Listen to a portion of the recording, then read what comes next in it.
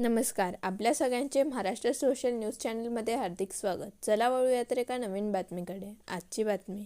काही दिवसांपूर्वी नाशिक जिल्ह्यातील मालेगाव तालुक्यात असलेल्या डोंगराळे गावात एका 3 वर्षीय बालिकेवर एका नराधमाने लैंगिक अत्याचार करत तिची निर्घृण हत्या केली होती. या घटनेच्या पार्श्वभूमीवर संपूर्ण महाराष्ट्र हादरून गेला होता आणि सर्व स्तरातून या घटनेचा तीव्र निषेध व्यक्त करण्यात येत होता.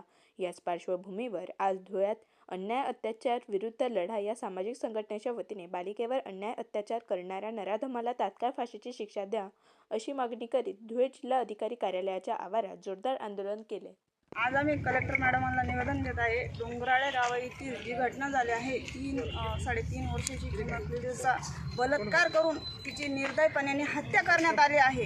तरी त्या नराधमाला फाशी व्हायला पाहिजे अशी आमची मागणी आहे आणि हेच आम्ही मागणी करतोय आणि मॅडमांना आज निवेदन देतोय. जिल्ह्यातील मालेगाव तालुक्यातील डोंगराळे गावातील 3.5 वर्षीय चिमुकली यज्ञा हिच्यावर नराधमाने बलात्कार करून दगडांनी ठेचून तिची हत्या करण्यात आली. तरी आम्ही सर्व महिला व पुरुष या घटनेचा निषेध करतो आणि आरोपीला कठोर व कठोर शिक्षा व्हावी याच्यासाठी आम्ही कलेक्टर साहेबांना आज निवेदन देण्यासाठी उपस्थित झालो आहे. तरी अशी आमची मागणी आहे, शासनाने लवकर फासकाढावर हे प्रकरण चालवावे अशी विनंती आहे. बातमी आवडल्यास चॅनलला लाईक व सबस्क्राईब करा व दररोज अशा नवनवीन बातम्या पाहण्यासाठी चॅनलला फॉलो करा. धन्यवाद.